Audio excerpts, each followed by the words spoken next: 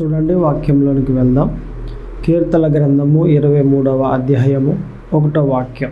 Slams 23 and word is 1.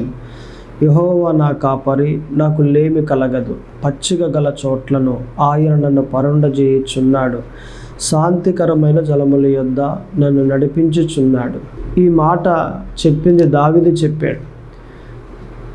ఎవరి గురించి చెప్తున్నాడు ఈ దావీదు అనంటే దేవుని గురించి చెప్తా ఉన్నాడు. ఏమని చెప్తా ఉన్నాడు అనే మాటకి మనం వచ్చినట్లయితే, యెహోవా నా కాపరి, నాకు లేమి కలగదు అని అన్నాడు. అంటే దేవుడు నాకు కాపరిగా ఉన్నాడు కాబట్టి నాకు కరువు రాదు, నేను ఎప్పుడూ కూడా సమృద్ధిలోనే ఉంటాను అని ఇలాగున దావీదు మాట్లాడుతూ ఉన్నాడు. అంటే మన గురించి కూడా మనం మాట్లాడుకుంటే, యెహోవాను మనం కాపరిగా చేసుకున్నట్లయితే, దేవుణ్ణి కాపరిగా మనము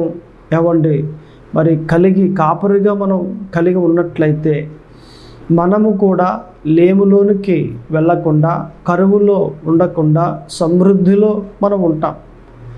ఎవరైతే దేవుణ్ణి కాపరిగా చేసుకున్నారో వారంతా సమృద్ధిలో ఉంటారు. వారంతా లేములో ఉండరు, వారంతా కరువులో ఉండరు. ఎందులో ఉంటారట? సమృద్ధిలో ఉంటారు. అంటే ఏది కావాలో అన్నీ దేవుడు ఇస్తాడు. ఈ రోజుకి ఏం కావాలి అది ఇస్తాడు దేవుడు. రేపటికి ఏం కావాలి అవి ఇస్తాడు దేవుడు. లేదా వచ్చే వారంలో మనకి ఏం కావాలి అది ఇస్తాడు దేవుడు. ఇలాగున ఎప్పుడు ఏది కావాలో ఆ కావలసినది దేవుడు సమృద్ధిగా మనకు దేవుడు ఇస్తాడు. దేవుడు అలాగున ఇవ్వాలి అని అంటే దేవుణ్ణి మనము కాపరిగా చేసుకోవాలి. మనల్ని నడిపించేవాడు దేవుడై ఉండాలి, మనల్ని కాచేవాడు దేవుడై ఉండాలి, మనల్ని సమకూర్చేవాడు దేవుడై ఉండాలి, మన నిమిత్తము పట్టించుకునేవాడు దేవుడై ఉండాలి. అలాగున పట్టించుకోవాలి దేవుడు అంటే మనము దేవుని చేతి క్రింద బ్రతకాలి, దేవుని ఆధీనములో బ్రతకాలి. మనం దేవుణ్ణి కాపరిగా చేసుకున్నట్లయితే, నాకంతా దేవుడేనండి, నాకంతా దేవుడే ఆధారం అండి అని దేవుని దగ్గరే మనం బ్రతుకుతూ ఉంటే, మనకు కాపరిగా ఉండి దేవుడే నడిపిస్తూ ఉండి ఏది కావాలో అన్నీ మనకు దేవుడిస్తాడు. ఏది కొదువు లేకుండా, ఏది లేమి లేకుండా దేవుడే నడిపిస్తాడు. సమృద్ధిలో ఉంచి మరి దేవుడు నడిపిస్తాడు. అందుకే ఎప్పుడైతే ఈ దావీదు దేవుని చేతి క్రిందకు వచ్చాడో, ఎప్పుడైతే యెహోవాను కాపరగా చేసుకున్నాడో, ఈ దావీదు ఎలాగున్నాడు అంటే లేమి లేకుండా బ్రతుకుతూ ఉన్నాడు, కరువు రాకుండా బ్రతుకుతూ ఉన్నాడు. ఇది అవసరము అనగానే దావీదుకి దేవుడు ఇస్తూ ఉన్నాడు. కారణం ఏంటంటే ఈ దావీదు దేవుణ్ణి కాపరిగా చేసుకున్నాడు. యెహోవా నా కాపరి, నాకు లేమి కలగదు అని సాక్ష్యం ఇస్తూ ఉన్నాడు అనంటే, నిజంగా ఈ దావీదు దేవుణ్ణి కాపరిగా చేసుకున్నాడు కాబట్టే ఆ మాట చెప్పగలుగుతున్నాడు. అలాగునే అక్కడే ఒక మాట ఉంది, మరలా పచ్చిక గల చోట్లను ఆయన నన్ను పరుండజేయుచున్నాడు. ఎక్కడట? పచ్చిక గల చోట్ల అంటే, పచ్చిక అంటే గడ్డి. అంటే తన భాషలో ఒక కాపరి కాబట్టి తన భాషలో చెప్తూ ఉన్నాడు. అంటే ఎక్కడ సమృద్ధి ఉందో ఆ సమృద్ధి దగ్గర నన్ను పరుండ చేస్తున్నాడు అని అంటే నన్ను ఉంచుతూ ఉన్నాడు. ఎక్కడ సమృద్ధి ఉందో, ఎక్కడ దీవెన ఉందో, ఎక్కడ ఆశీర్వాదం ఉందో ఆ దారి గుండా దేవుని నడిపింపజేస్తూ ఉన్నాడే కానీ ఎక్కడ నన్ను దారి మళ్ళీపోయేలాగా చేయట్లేదు. సమృద్ధి ఉన్న చోట నన్ను పరుండ చేస్తూ ఉన్నాడు అని సాక్ష్యం ఇస్తూ ఉన్నాడు. నిజమే కదా? యెహోవాని ఎవరైతే కాపరిగా చేసుకుంటారో వారంతా కూడా లేమిలో ఉండకుండా సమృద్ధిలో ఉంటారు అని మనకు తెలుస్తూ ఉంది. మనం కూడా దేవుణ్ణి నమ్ముకుని దేవుల్లో కొనసాగుతూ ఉండి యెహోవానే కాపరిగా చేసుకుంటే మనకు కూడా దేవుడు సమృద్ధి ఇచ్చి లేమి, కరువు అనేది ప్రతిదీ కూడా దేవుడు తొలగించేస్తాడు అని ఈ వాక్యం మనకు నేర్పుతూ ఉంది. ఇలాగునే మనకి ఇట్టి మాదిరి మాట ఎక్కడ కనిపిస్తుంది అని అంటే, యెహెజ్కేలు గ్రంథంలో 36వ అధ్యాయంలో 29లో మనకు కనిపిస్తుంది. మీకు కరువు రానియక ధాన్యమునకు ఆజ్ఞ ఇచ్చి అభివృద్ధి పరుతును. చూడండి ఈ ఓడ ఎంత బాగుందో, ఎంత బాగుంది ఈ మాట చూడండి. మీకు కరువు రానియక అంటే దేవుడే మనకి ఏవి రానివ్వరట? కరువును రానివ్వకుండా ధాన్యమునకు ఆజ్ఞ ఇచ్చి అభివృద్ధి పరుతును అనంటే ధాన్యానికి దేవుడే ఆజ్ఞిస్తాడు. అంటే ఈ రోజుల బట్టి అయితే ఏమండి, డబ్బునకు దేవుడే ఆజ్ఞిస్తాడు. ఏమని?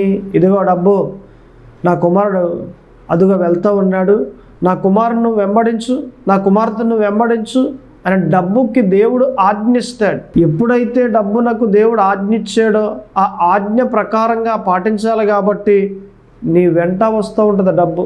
డబ్బు వెంట నువ్వు వెళ్ళడం కాదు, డబ్బే నీ వెంట వస్తూ ఉంటుంది. డబ్బే నీకు కావలసినంత తీసుకోవచ్చు, నీకు కావలసినంత వాడుకోవచ్చు. ఆ డబ్బే నీ వెంట పరుగులు తీస్తూ ఉంటుంది. నన్ను వాడుకో అని అనేటట్లుగా ఆ డబ్బునకు దేవుడే నీ వెంట వెళ్ళమని ఆజ్ఞాపిస్తూ ఉన్నాడు. అలా ఆజ్ఞాపిస్తాడు దేవుడు. ఇక్కడ వ్రాయబడిన మాట ప్రకారంగా మనకు అర్థమవుతూ ఉంది. అలాగున ఆజ్ఞాపించి నిన్ను ఆయన ఏం చేస్తాడట? అభివృద్ధిలోనికి తీసుకొస్తాడు. నిన్ను వర్ధిల్లింపజేస్తాడు, నిన్ను అభివృద్ధి చెందేలాగున చేస్తాడు, నిన్ను హెచ్చింపజేస్తాడు. ఇలాగున యెహోవాను మనం కాపరిగా చేసుకుంటే దేవుడు మనకు సమృద్ధినిస్తాడు. సమృద్ధిలో మనం ఉంటాము అని ఈ వాక్యం మనకి తెలియజేస్తూ ఉంది. అలాగనే రెండవ వాక్యంలోకి మనం వెళ్ళినట్లయితే కీర్తన గ్రంథము 131వ అధ్యాయము 2వ వాక్యం, నేను నా ప్రాణమును నిమ్మలపరుచుకుని ఉన్నాను, సముదాయించుకుని ఉన్నాను అని అన్నాడు. నిమ్మలము చూడండి, ఇది కూడా దావీదే మాట్లాడుతున్నాడు. ఇప్పుడు దావీదు ఎందులో ఉన్నాడు? సమృద్ధిలో ఉన్నాడు. ఫస్ట్ వర్డ్ అది. మన సెకండ్ వర్డ్ ఏంటంటే ఇప్పుడు దావీదు ఎందులో ఉన్నాడు అంటే నిమ్మలములో ఉన్నాడు. అంటే నిమ్మలంగా, ప్రశాంతంగా, నెమ్మదిగా ఏమండి జీవిస్తూ ఉన్నాడు. ఈ రోజుల్లో నెమ్మది, నిమ్మలము అనేది ఎవరికన్నా ఉందా? ఇది మనకి మూలవాక్యంలో కూడా కనిపిస్తూ ఉంది. మూలవాక్యంలో కూడా దావీదు మాట్లాడుతున్న మాట ఏంటంటే, యెహోవా నా కాపరి, నాకు లేమి కలగదు, పచ్చిక గల చోట్లను ఆయన నన్ను పరుండ చేయుచున్నాడు అన్న తర్వాత శాంతికరమైన జలముల యొద్ద నన్ను నడిపించున్నాడు అని అన్నాడు. శాంతి, నిమ్మలము, శాంతి ఈ రెండు ఒకటే కదా. అంటే నిమ్మలంగా ఉండాలి, నిమ్మలంగా బ్రతకాలి, మనం శాంతి కలిగి మనం బ్రతకాలి, ప్రశాంతంగా జీవించాలి, నెమ్మది కలిగి మనం బ్రతకాలి. అలాగుంటే మన జీవితం ఎంత బాగుంటుంది ఉందంటారా? అలాగా ఈ రోజుల్లో నిమ్మలంగా ఉండేవాళ్ళు ఎవరున్నారు? నెమ్మదిగా ఉండేవాళ్ళు ఎవరున్నారు? ప్రశాంతంగా జీవించే వాళ్ళు ఎవరున్నారు? అందరూ కూడా ఒత్తిడి గుండానే ప్రయాణం చేస్తూ ఉన్నారు. ఇది లేదండి, అది లేదండి, అది కట్టలేదండి, ఇది కట్టలేదండి, డోకరా కట్టలేకపోతున్నానండి, లేదా ఇల్లు కట్టలేకపోతున్నానండి, లేదా స్థలం కొనలేకపోతున్నానండి, లేదా బాకీలు ఎక్కువైపోయానండి. ఇలాగున ప్రతి ఒక్కరూ కూడా ఏదో ఒక దాంట్లో బందీ అయిపోయి ఒత్తిడి గుండా ప్రయాణం చేస్తున్నారే కానీ ప్రశాంతంగా ఉండలేకపోతున్నారు. నిమ్మలంగా ఉండలేక చాలామంది చనిపోయేవారు కూడా ఉన్నారు. ఈ నిమ్మలము లేక, ఈ శాంతి ప్రశాంతత లేక చాలామంది చనిపోయేవారు కూడా ఉన్నారు. చనిపోయిన వారు ఉన్నారు, చాలామంది చనిపోయిన వారు. కారణం ఏంటంటే ఏమండి, నిమ్మలము లేక ఒత్తిడి ఎక్కువైపోయింది, అప్పులు ఎక్కువైపోయాయి, బాధలు ఎక్కువైపోయాయి, ఇబ్బందులు ఎక్కువైపోయాయి, నిందలు ఎక్కువైపోయాయి, అవమానం ఎక్కువైపోయింది. దాని వేడిమి తట్టుకోలేక అనేక మంది చనిపోయారు. కానీ ఇక్కడ దావీదు ఏమంటున్నాడు? నేను నిమ్మలంగా బ్రతుకుతున్నాను అన్నాడు. ఎలాగట? నేను నిమ్మలం అనేది ఎవరిస్తారు? దేవుడు. దేవునితో మనం సహవాసం చేస్తే దేవుడు శాంతి సమాధానం ఇస్తాడు. దేవునితో మనం నడుస్తూ ఉంటే దేవుడు మనకు నిమ్మలం ఇస్తాడు. దేవునితో మనం నడుస్తూ ఉంటే, దేవుని వాక్యాలు చదువుతూ ఉండి ఆయనతో సహవాసం చేస్తూ ఉంటే మనకు నెమ్మదిని దేవుడు ఇస్తాడు. ఇప్పుడు మనం ఎలాగుంటాం? ప్రశాంతంగా ఉంటాం. ఆఖరికి భోజనం చేసినా కూడా నిమ్మలం లేకుండా చాలామంది మనకు కనిపిస్తూ ఉన్నారు కదా. గబగబా తినేస్తారు, ఏదో సంపాదించేయాలి, ఏదో ఉద్ధరించేయాలి. ఏం సంపాదించేస్తావు, ఏం ఉద్ధరించేస్తావు? అంటే భోజనం తినేది కూడా కంగారుగా తినేసే అంత కష్టపడిపోవాలా? కనీసం ఆ భోజనం అన్న అరగంట సేపు ప్రశాంతంగా తినచ్చు కదా. ఊరుకొని పాస్టర్ గారు అరగంట సేపే, 5 నిమిషాలు కూడా తినట్లేదు, భోజనం దగ్గర కూర్చుంటే టకటక ఇది లోపలికి వెళ్తుందా అన్నట్లుగా. ఎందుకు? ప్రశాంతత లేదు. ఈలోగా ఫోన్ రావచ్చు, ఈలోగా వేరే మనిషి రావచ్చు, ఈలోగా ఎవరో రావచ్చు, లేదా ఇంట్లోనే ఏదైనా ఒక మాట వినిపిస్తే భోజనం చేయకుండా ప్రశాంతంగా తినేదేమీ లేదు.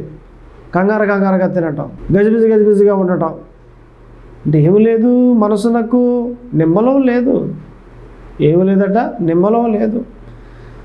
ఒక భోజనం చేసినా, ఎక్కడికైనా ప్రయాణం చేసినప్పుడు కూడా చూడండి, మనం ఏదో ప్రశాంతంగా వెళ్తున్నాం అనుకున్న బండి మీద ఈలోగా ఎవడో ఉంటాడు, మళ్ళీ దాటించుకుని వెళ్తాడు. అతగాన్ని మనం దాటించడానికి ప్రయత్నం చేస్తాం, మళ్ళీ దాటిస్తాడు. ఇలాగ అతను దాటించి మనం సైడ్ వేసి అతని సైడ్ వేసి ఇలాగున మనకి ఆ ప్రయాణంలో కూడా నిమ్మలం లేకుండా సైతాన్గాడు చేస్తూ ఉన్నాడు. ఒక ప్రయాణమే కాదు, లేకపోతే ఒక భోజనం తినటమే కాదు, మనం చేసే ప్రతి పనుల్లో ఏదైనా కొంతమంది చూడండి, అరే నేను ఇక్కడ షాప్ పెట్టుకుంటా ఉన్నాను అనేసి షాప్ పెట్టుకున్నారనుకోండి, ఈ సరిగ్గా ఒక నెల 2 నెలలు అయ్యేసరికి మరలా ఇంకొకటి ఆ పక్కనే పెడతాడు. ఇప్పుడు ఏం పోయింది? నిమ్మలం పోయింది. ఇలాగున అపవాది మనం చేస్తున్న ప్రతి పనుల్లో మనకి నెమ్మది లేకుండా, ప్రశాంతమైన జీవితం లేకుండా, మళ్ళీ గజిబిజి పెడతా ఉండి ఒత్తిడి గుండా ప్రయాణం చేసేటట్లుగా చేస్తూ ఉన్నాడు. కానీ ఇక్కడ దావీదు అంటున్నాడు, నేను నా ప్రాణమును నిమ్మలపరుచుకుని ఉన్నాను అని అన్నాడు. ఏం చేశాడట? నిమ్మలపరుచుకున్నాడు, ప్రశాంతంగా జీవిస్తూ ఉన్నాడు. బాధ బంది ఏమీ లేదు దావీదునకు. ఎలా ఉన్నాడు అంటే నిమ్మలంగా ఉన్నాడు, ప్రశాంతంగా ఉన్నాడు. ఏదో ఇంత మట్టుకు చాలు అన్నట్లు. ఇప్పుడు కష్టపడుతున్నామండి, ఉదాహరణకు ఆడవారు అయితే 300 వచ్చిందనుకోండి, చాలు, ఇంత మట్టుకు చాలు, దేవుడు ఈ రోజుకి 300 ఇచ్చాడు అని అనుకుంటే చాలు, ఇంత మట్టుకు. అంతేగాని అరే పక్కోడికి 400 వచ్చింది కదా, పక్కమ్మకి 350 వచ్చింది కదా, నేను 300 సంపాదించడం ఏంటంటే ఏముండదు, నిమ్మలం ఉండదు. తృప్తి లేని వ్యక్తికి నిమ్మలం రాదు, ప్రశాంతంగా ఉండలేడు. అదే కానీ తృప్తి ఏ వ్యక్తికి అయితే ఉందో ఆ వ్యక్తి నిమ్మలంగా జీవిస్తుంది, ఆ వ్యక్తి నిమ్మలంగా బ్రతకగలుగుతాడు. కారణం ఏంటంటే వచ్చిన దాన్ని బట్టి తృప్తి పొందుతారు వాళ్ళు. చాలు, ఎంత మటుకు చాలు, 300 వచ్చిందా చాలు. లేదా మగవారు అనుకోండి, ఒక రైతు దగ్గరికి వెళ్ళారనుకోండి, ఒక 600 వచ్చిందా చాలు, ఇంత మటుకు చాలు, అందులోనే ఖర్చు పెట్టుకుందాం, 300 తిందాం, మిగిలింది ఏమన్నా ఒక 100-150 ఉంటే దాద్దాం, ఒకవేళ మిగలేదా ఓకే చాలు, ఇంత మటుకు చాలు. ఎలాగున ఎంత దేవుడిస్తే అంత చాలు అని ఎవరైతే తృప్తి పడతారో వారు ఖచ్చితంగా నిమ్మలంగా ఉంటారు. డబ్బును బట్టి ఎక్కువగా చాలామంది ఒత్తిడి గుండా ప్రయాణం చేసే వాళ్ళు ఉన్నారు, లేదా స్థలాలను బట్టి, లేకపోతే ఉద్యోగాన్ని బట్టి, లేకపోతే పలానా ఏమండి చాలామంది ఒత్తిడి గుండా ప్రయాణం చేసే వాళ్ళు ఉన్నారు. నిమ్మలం లేకుండా ఒత్తిడి. ఇంకా మనం చెప్పాలంటే భార్యాభర్తలు 2 ఉన్నారంటే భార్యను బట్టి ఎవరికి భర్తకి ఒత్తిడి, లేదా భర్తను బట్టి భార్యకి ఒత్తిడి. ఇంకా చెప్పాలంటే అత్తకోడలు ఉన్నారంటే ఆ కోడలను బట్టి అత్తగారికి ఒత్తిడి, లేదంటే కోడలకి అత్తగారిని బట్టి ఒత్తిడి. ఇలాగున చాలామంది ఒత్తిడి గుండా ప్రయాణం చేస్తూ ఏమంటే సుఖం లేకుండా, ఆనందం లేకుండా, సంతోషం లేకుండా, నిమ్మలము లేకుండా, ప్రశాంతమైన జీవితం లేకుండా బ్రతుకుతూ ఉన్న ప్రజలు చాలామంది ఉన్నారు. ఇప్పుడు ఒక ప్రాంతంలో భార్యాభర్తలు 2 ఉన్నారు, గొడవ అయింది. గొడవ అయితే భర్త ఏమో భార్యని అంటున్నాడు, భార్య ఏమో భర్తని అంటా ఉంది. అలాగే మొత్తం మీద తనో మాట ఇలాగ అనుకుంటా ఉన్నారు. ఈలోగా భర్త ఒక మాట జారాడు, భార్య ఇంత మాట అంటావా, నన్ను ఇంత మాట అంటావా, నేను బ్రతకను, నేను చచ్చిపోతాను అనేసి అక్కడ ఉన్న ఒక జల్లి ముక్కుడు నెత్తి మీద పెట్టుకుని గబగబా అదుగో నుయ్యి అని పరిగెడతా ఉంది. ఈలోగా పక్కనే ఒక ఆమె ఉంది, ఆమె ఒరే మీ ఆవిడ ఆ బావిలో దూకి చచ్చిపోయేలాగుందిరా, వెళ్ళరా తొందరగా ఎల్లు అనేసి అని అంటే గబగబా వెళ్ళాడు. సరిగ్గా నూతి దగ్గర పట్టుకున్నాడు, తీసుకొచ్చాడు, కూర్చోబెట్టాడు. ఈ పక్కనే ఉన్నామంది, చచ్చిపోయేదానివి, వెళ్తా జల్లిమూకుడు నెత్తి మీద ఎందుకు పట్టుకుని వెళ్ళావు అని అంటే, మరి వర్షం వస్తూ ఉంది కదా, చినుకులు మరి నెత్తి మీద పడితే రొంపట్టేస్తుంది, అందుకే వేసుకెళ్ళి వెళ్ళాను అని అంది. చచ్చేదానికి ఇంక రొంపేంటే, చచ్చేదానికి రొంపేంటి అని నేను ఎక్కడ చేస్తాను, ఆయన చంపేంతవరకు నేను సావను అందంట. అంటే ఏం చేసింది, భయపెట్టింది. అంటే భర్తకి చుక్కలు చూపిస్తూ ఉంది, ఏపుకి తినేస్తూ ఉంది. నిమ్మలం లేకుండా, ప్రశాంతమైన జీవితం లేకుండా తన భర్తకి చుక్కలు చూపిస్తూ ఉంటే చాలామంది భర్తలు భార్యను బట్టి విసిగిపోతూ ఉన్నారు. చాలామంది బాధకుండా ప్రయాణం చేస్తూ ఉన్నారు. అటువంటి భార్యలు కూడా ఉన్నారు. అలాగని అందరూ ఇలా చేస్తున్నాడని నేను చెప్పను. కొందరు ఉన్నారు ఇలా చేసేవాళ్ళు. కొంతమంది భర్తలే భార్యలకు చుక్కలు చూపిస్తూ ఉన్నారు. ఈ బోటు వారు కూడా ఉన్నారు. ఇటువంటి జంటలు కూడా ఉన్నాయి. కొందరైతే అత్తగారు కోడలకు చుక్కలు చూపిస్తూ ఉంటుంది, కోడలు అత్తగారికి చుక్కలు చూపిస్తూ ఉంటుంది. ఒక ఆమె ఉందట, పాస్టర్ గారు అని ఫోన్ చేసి మీరు ఎక్కడున్నా అర్జెంటుకి వచ్చేయాలండి అందట. నేను ఎక్కడ రానమ్మా, ఇప్పుడు బయలుదేరితే ఉదయానికి వస్తాను, నేను అంత టైం పడుతుంది, నాకు చాలా దూరంగా ఉన్నాను నేను అని అంటే, అయితే ఓ పని చేయండి, మీరు బయలుదేరి వచ్చేయండి, మీరు సమాధి పెట్టి పురవాయించేయండి, అలాగునే మరి ఏది ఇంకా దానికి కావాల్సిన చీటీలు ఏం కావాలంటే దండలు కావాలా ఏంటి ఇవన్నీ కూడా రాసి నాకు చెప్పండి, నేను తెచ్చేస్తాను అందట. అసలు ఏమైందమ్మా? ఏముందండి పాస్టర్ గారు, మా అత్తగారు చచ్చిపోయిందండి అందట. మీ అత్తగారు చచ్చిపోయిందా? ఎప్పుడమ్మా అని అంటే ఇంకా చావలేదు, మంచం మీద ఉంది, కొన ఊపిరితో ఉంది, గుడకలేస్తూ ఉంది, ఇంకా చచ్చిపోద్దిక, మీరు పురవాయించండి, ఆఖరి టైం ఇది అని అంటే, నిజంగా పురవాయించమంటావమ్మా అని అంటే, పురవాయించండి మీరు అందట. ఇక సమాధి పెట్టుకు ఫోన్ చేసేసాడు, అడ్రస్ ఇచ్చేసాడు, సమాధి పెట్టి వచ్చేసింది. అలాగనే ఏం కావాలన్నీ ఆయన చెప్పాడు, సీటీ రాసుకుంది, ఉదయానికి తెప్పించేసింది అన్నీ, దండలు కొవ్వొత్తులు ఇవన్నీ. అయితే ఈ రాత్రికి గడిచేసరికి ఉదయం అయ్యేసరికి ఆమెకు ఆరోగ్యం కాస్త తెప్పరిల్లింది. లేచి మంచం మీద కూర్చుంది. ఆమెకు 4 గేదెలు ఉన్నాయి. పాలేరు పితికితే పాలు పితికితే మరి క్యాన్లో పాలు పాలేరు వేసాడు. ఈ క్యాన్లో పాలు క్యాన్లు పట్టుకుని ఊళ్ళోకి అమ్ముకోవడానికి వెళ్ళిందట. పెట్టొచ్చేసింది. ఈ అత్తగారు ఎప్పుడైతే లేచిందో ఈ పెట్టి ఏం చేసిందంటే అత్తగారు మంచం కింద పెట్టిందట. కోడలు చనిపోలేదు, ఆమె ఎక్కడికి వెళ్ళింది? ఊళ్ళోకి వెళ్ళింది. ఈ దండలు ఇవన్నీ కూడా పెట్టులో వేసేసింది. ఈ పాస్టర్ గారు సరిగ్గా ఉదయం అయింది, వచ్చేసాడు గ్రామంలోనికి. వచ్చేసేసరికి ఎదురయ్యింది. ఇదేంటి ఈమె ఎదురయ్యింది? ఈమె సావలేదా? అమ్మ ఎలాగుంది నీకు ఆరోగ్యం? నాకు బాగానే ఉందండి. రైట్, ఓకే, ఇంటికి వెళ్ళి వస్తాననేసి ఇంటికి వచ్చాడు. మరి ఎవరు చెప్పారు? కోడలు చెప్పింది కదా.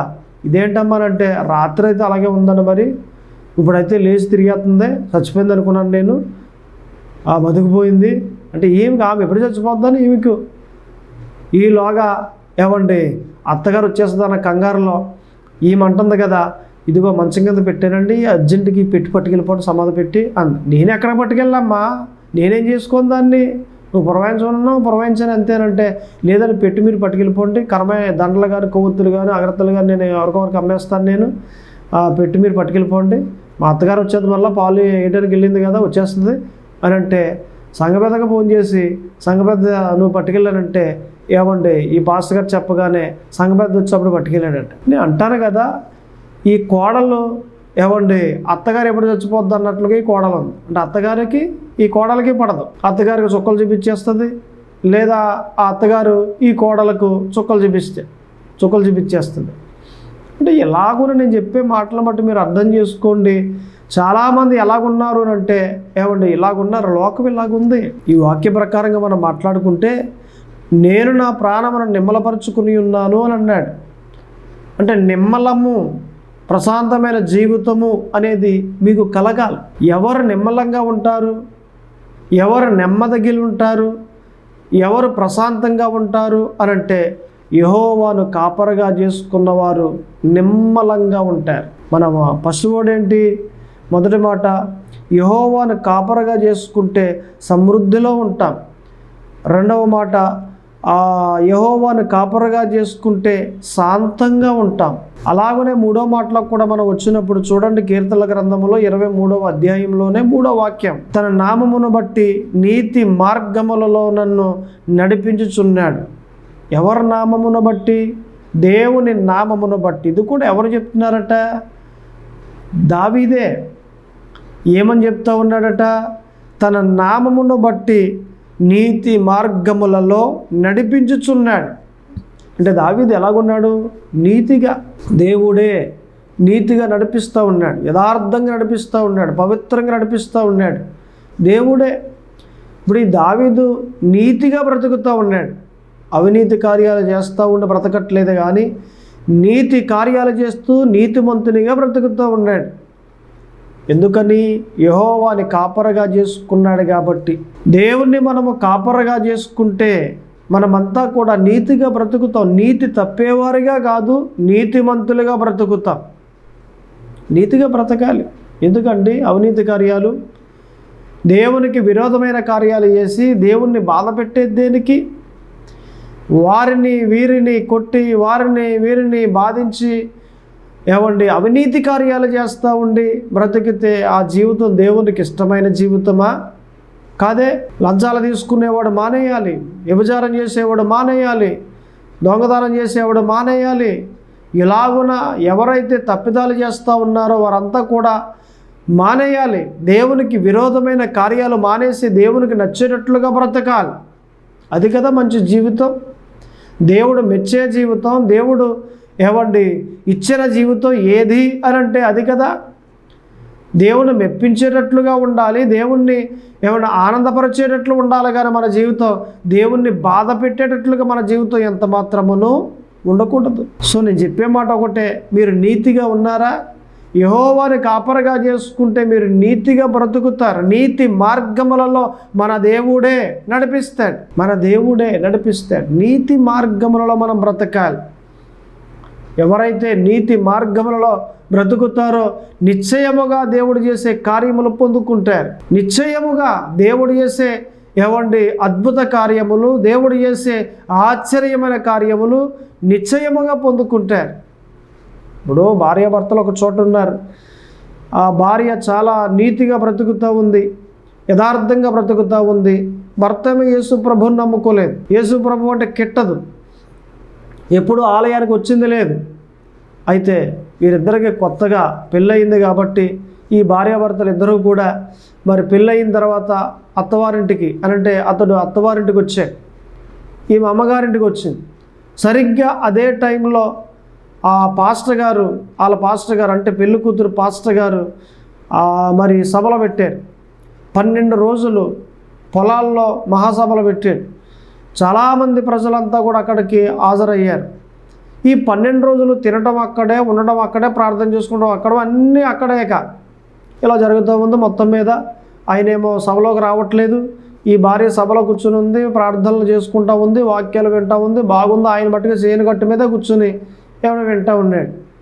ఒక రోజున ఒక ఆయన సాక్ష్యం ఇచ్చి, అయ్యా దయచేసి ఈ సాక్యాన్ని మీరు వినండి, దేవుడు ఎంతగానో నా పట్ల కార్యం చేశాడు, నా కడుపులో కంతి కరిగిపోయింది సభల్లో, అది నాకు తెలిసింది. ఇదిగో నిన్నే నేను హాస్పిటల్కి వెళ్ళి చూపించుకున్నాను, కంతి లేదని చెప్పారు. సభలకు ముందరేమో కంతి ఉంది, ఈ సభల్లోకి వచ్చిన తర్వాత కంతే లేకుండా దేవుడు నాకు సహాయం చేశాడు, తీసేసాడు ఆ కంతిని అని సాక్ష్యం ఇచ్చాడు. ఈయన అంటాడు కదా, ఏంటిది కంతిపోయిందా? మరి హాస్పిటల్ దేనికి, డాక్టర్ గారు దేనికి, అయినా మూతరా చేసుకుంటారేక ఈ లెక్కనైతే. మీ అబద్ధాలు నేను వినను అని సేరుగట్టు మీద ఉండి మాట్లాడుకుంటున్నాడు తనలో తాను. ఈలోగా మొత్తం మీద ఇంకొక ఆయన నిలబడ్డాడు, నాకు గుండెల్లో పోటు వచ్చేది, ఆ పెయిన్ అంతా కూడా పోయింది, హార్ట్ అంతా కూడా చాలా చక్కగా ఉంది ఇప్పుడు అనేసి ఒక ఆయన సాక్ష్యం ఇచ్చాడు. ఇంకొక ఆయన నాకు కాళ్ళు పోట్లు, దేవుడు సహాయం చేశాడు, దేవుడు కార్యం చేశాడు అని ఇలా సాక్ష్యం చెప్తూ ఉంటే ఈయనకి ఎలాగుందనంటే నసరానికి ఎక్కేస్తుంది కోపం. వీళ్ళంతా ఇంతే, అందుకే నేను యేసుప్రభుని నమ్ముకుంటలేదు. యేసుప్రభు మంచోడే, కానీ యేసుప్రభుని నమ్ముకున్న ప్రజలంతా ఇలాగే ఉన్నారు, అన్నీ ఇటువంటి మాటలే, అన్నీ అబద్ధాలే, అన్నీ ఇటువంటి మాటలు మాట్లాడుతూ ఉన్నారు అనేసి తిట్టుకుంటూ ఉన్నాడు. తన భార్య వస్తే ఇదే రకంగా మాట్లాడాడు. పోలేండి, మీకు ఎందుకు ఎన్ని దేవుడు చేసిన కార్యాలు చెప్పారు, వాళ్ళు ఓడవదులేండి అని చెప్పింది. మొత్తం మీద ఇలాగ 1వ రోజు, 2వ రోజు, 3వ రోజు, 4వ రోజు ఇలాగా 11 రోజులు అయిపోయింది. ఆఖరికి ఇంకా 12వ రోజు వచ్చేసింది. లాస్ట్ రోజు, లాస్ట్ కూడిక. ఆ కూడికలో లాస్ట్ ముగింపు ప్రార్థన. భార్య అంది భర్త దగ్గరికి వెళ్ళి, అయ్యా ఒక్కసారి రండి దయచేసి, ఇక్కడ సభలో నిలబడండి మీరు, ఆఖరి ప్రార్థన అని అంది. అని అంటే వచ్చాడు. ఆఖరి ప్రార్థన కదా, గెలిపోవచ్చు, వచ్చాడు, నిలబడ్డాడు. చాలామంది అలా నిలబడి ఉన్నారు ముగింపు ప్రార్థనలో. పాస్టర్ గారు స్టేజ్ మీద ఉండి మాట్లాడుతూ ఉన్నారు. మీలో ఎవరికో చెవి నొప్పి ఉంది, చాలా బాధపడుతూ ఉన్నారు, చెవి మీద చేయి పెట్టుకోండి, నేను ప్రార్థన చేస్తాను, ఇక్కడ తీసేస్తాడు దేవుడు అని అన్నాడు. పాస్టర్ గారు ప్రార్థన చేశారు. ప్రార్థన అయిపోయిన తర్వాత ఇప్పుడు చూసుకోండి మీ చెవి నొప్పి ఉందో లేదో అని అంటే చూసుకున్నాడు, చెవి నొప్పి లేదు, పరిపూర్ణంగా తగ్గిపోయింది. ఆయన గబగబా స్టేజ్ దగ్గర పరిగెట్టుకుని వెళ్తున్నాడు. ఏమంటే ఏంటి ఎక్కడికేనంటే ఆగే నువ్వు ఆగు అనేసి వెళ్ళి ఆ మౌత్ తీసుకుని నిజంగా యేసుక్రీస్తు గొప్ప దేవుడు, నేను నమ్మేనప్పుడు నా చెవు బాధ తీసేసాడు ఇక్కడే ఇప్పుడే అనేసి అందర ముందర ఈయన సాక్ష్యం ఇచ్చాడు. ఎవరో సాక్ష్యం ఇవ్వటం కాదు, ఈయనే సాక్ష్యం ఇచ్చాడు. అటువంటి కార్యములు దేవుడు ఎన్నో చేశాడు, చేస్తున్నాడు, చేయబోతున్నాడు.